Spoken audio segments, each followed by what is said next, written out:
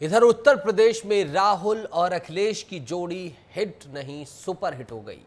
UP में India गठबंधन की लहर इतनी थी कि बीजेपी की दाल तक नहीं गली। क्या रहा यूपी में राहुल और अखिलेश की जोड़ी का खास वजह?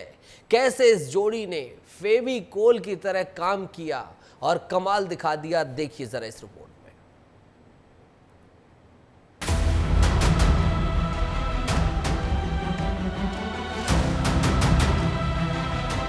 अपनी यूपी की जनता को ये कहना चाहूंगी कि उन्होंने बहुत ही विवेक दिखाया और मुझे सबसे ज्यादा गर्व अपने यूपी पे है।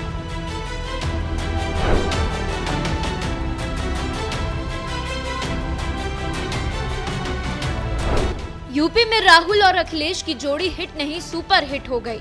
ऐसी सुपर हिट कि न तो बीजेपी का राम मंदिर का मुद्दा चल पाया और न ही हिंदुत्व कार्ड। मोदी योगी की जोड़ी पर दोनों लड़के भारी पड़ गए।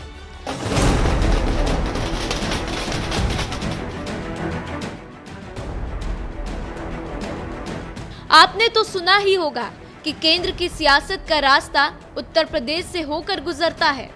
बीजेपी के इसी रास्ते पर अड़ंगा डाला अखिलेश यादव ने और सब कुछ धाराशायी कर दिया।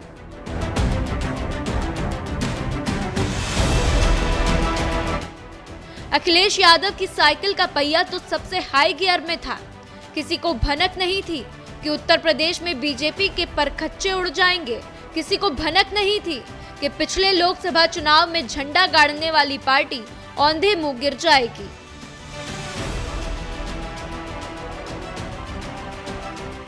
क्या कारण रहा उत्तर प्रदेश में बीजेपी के लचर प्रदर्शन का और कैसे अखिलेश की साइकिल पर सवार होकर राहुल गांधी बड़ी तेजी से आगे निकल गए? आपको सब कुछ विस्तार से बताते हैं। इंडिया गठबंधन की जब घोषणा हुई थी तो तमाम बैठकें चली। बैठकों के बीच पार्टियों के बीच अटकलें सुर्खियों में आती रहीं। प्रदेश के सीट बंटवारे को लेकर विवाद की स्थिति भी पैदा हो गई। हालात ऐसे हो गए थे कि अखिलेश यादव ने तो मध्य प्रदेश में चुनावी प्रचार में अखिलेश यादव ने कांग्रेस को वोट न देने की अपील कर दी थी। राशन में यहाँ मिल रहा होगा आपको भी। राशन में जो मिल रहा है कुछ नहीं मिल रहा राशन में, तो बीजेपी को वोट क्यों दोगे तुम? कांग्रेस को भी वोट मत देना। बहुत चालू पार्टी है कांग्रेस। सावधान रहोगे कि नहीं रहोगे? बंसल जी बेबंद में दुखी थे, कांग्रेस ने धोखा दे दिया। अरे जब हमें धोखा दे दिया तो तुम कहां के बंसल हो? अखिलेश यादव का ये बयान विधानसभा चुनाव के दौरान आया था, जिस पर बीजेपी ने खूब चुटकी ली थी। कहा यही जा रहा था कि इंडिया गठबंधन इलेक्शन से पहले ही टाएं टाएं फिस हो जाएगी, लेकिन नतीजा कुछ और हुआ। दोनों पार्टियां एक मेज पर बैठी, समझौता किया और एक दूसरे पर भरोसा दिखाया। दोनों पार्टियों ने पिछले आम चुनाव से सीख लिया था। आपसी सामंजस्य और सीट समझौते के तालमेल ने रंग लाई। उत्तर प्रदेश में जब राहुल गांधी की भारत जोड़ो न्याय यात्रा प्रवेश करने वाली थी, तब उस समय भी दोनों नेताओं के बीच पहले तो मनमुटाव देखा गया, लेकिन बीजेपी की आंधी को भागते हुए न सिर्फ मनमुटाव खत्म हुआ, बल्कि अखिलेश यादव भारत जोड़ो न्याय यात्रा का भी हिस्सा बने। मोहब्बत की दुकान को लेकर के जो चले हैं, इस शहर में बाजार नहीं, पूरा शहर मोहब्बत का शहर है। इतनी मोहब्बत भर सकते भर करके ले जाइए। अब जरा ये तस्वीर देख लीजिए। ये जनसैलाब हर नेताओं की रैली में देखने को नहीं मिलेगा। यूपी के अखिलेश की जनसभा में इतनी भीड़ को शायद बीजेपी भाप नहीं पाई थी। साइकिल की रफ्तार कितनी तेज थी, इसका अंदाजा ये जनसैलाब देखकर लगाया जा सकता है। दोनों लड़के एक साथ मंच पर आए तो इतनी खचाखच भीड़ थी कि प्रशासन की जनसभा में एक न चली। जनसैलाब के कारण कहीं स्पीकर का तार टूट गया तो कहीं भारी संख्या में भीड़ को लाख समझाने के बावजूद भी मंच के करीब आ गई।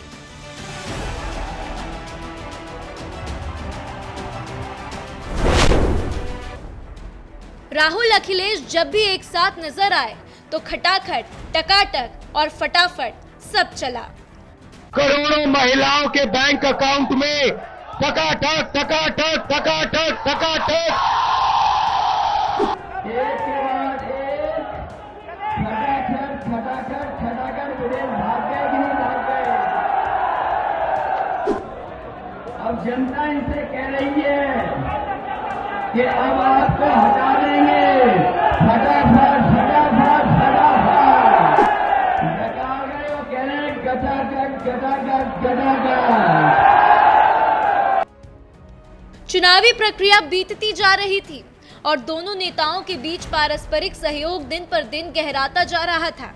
आलम यह हुआ कि दोनों ही दिग्गजों ने एक दूसरे के लोकसभा क्षेत्रों में जमकर चुनावी प्रचार किया। अखिलेश यूपी की हवा को भाप गए थे। ये आत्मविश्वास उनके सिर पर चढ़कर बोल रहा था।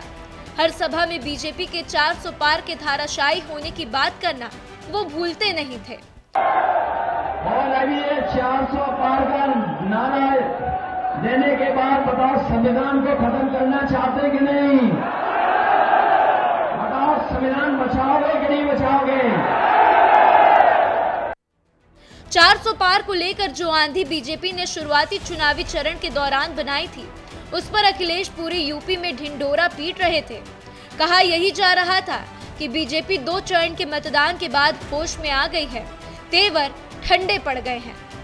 ये बात किसी से छिपी नहीं है कि उत्तर प्रदेश में यादव और मुस्लिम सपा के कोर वोटर हैं, तो वहीं कांग्रेस की भी पकड़ मुस्लिम वोटरों पर काफी मजबूत रही है।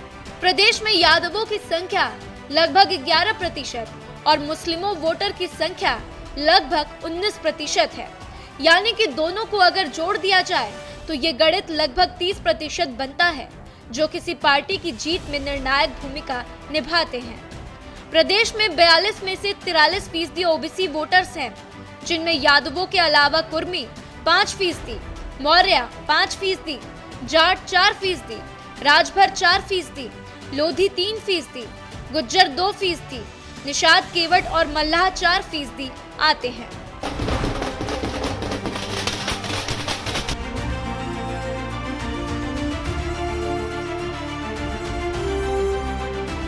बीजेपी पर विपक्ष ने ओबीसी विरोधी होने का लगातार आरोप लगाया है। विशेषज्ञों की माने तो इस बार चुनाव में ओबीसी समुदाय में बड़ी टूट हुई, जिसने इंडी ब्लॉक को वोट किया है। वहीं संविधान का मुद्दा उठाकर अखिलेश और राहुल ने एक तीर से 2 निशाना लगाया। पहला युवा और दूसरा दलित वोटर। अखिलेश यादव और राहुल गांधी ने पूरे जोर शोर से बीजेपी द्वारा संविधान खत्म करने का मुद्दा उठाया था। एक बार नहीं बल्कि बार बार भीमराव अंबेडकर का जिक्र करते हुए पिछड़ी जातियों और युवाओं के वोट बैंक को साधने की पुरजोर कोशिश की गई थी। ये जो बाबा साहब ने किया ये है, ये संविधान बनाने के लिए अंबेडकर जी ने अपनी पूरी जिंदगी दे दी, ये आप भूलिए मत। जानकारों की माने तो युवाओं के मुद्दे पर प्रदेश की सियासत की धुरी घूमती है, जिस पर खड़ा उतरने में इस बार बीजेपी असफल रही। अग्निवीर योजना इसका जीता उदाहरण है। इंडिया ब्लॉक सरकारी नौकरी और अग्निवीर योजना को बड़ा मुद्दा बनाने में सफल रही, जिसके एक बड़े युवा वर्ग का इंडिया गठबंधन को वोट करना माना जा रहा है।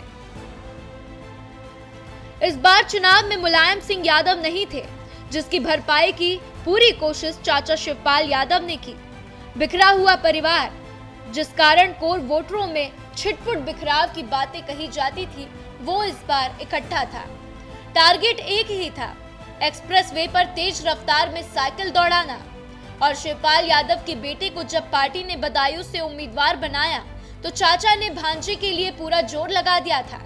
यादव परिवार की इस एकजुटता की रंगत ने चुनाव परिणाम पर अच्छी छाप छोड़ी है।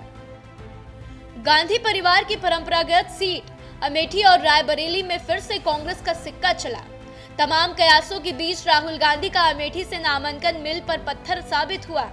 भले ही बीजेपी द्वारा राहुल गांधी को अयोग्य घोषित किया जाता रहा हो, लेकिन ये बात किसी से छुपी नहीं है कि कांग्रेस की गतिविधि राहुल गांधी के इर्द गिर्द ही घूमती है। फिलहाल कांग्रेस का मतलब ही राहुल गांधी है। ऐसे में राहुल गांधी का रायबरेली से हाथ आजमाना पूरे यूपी के लिए कारगर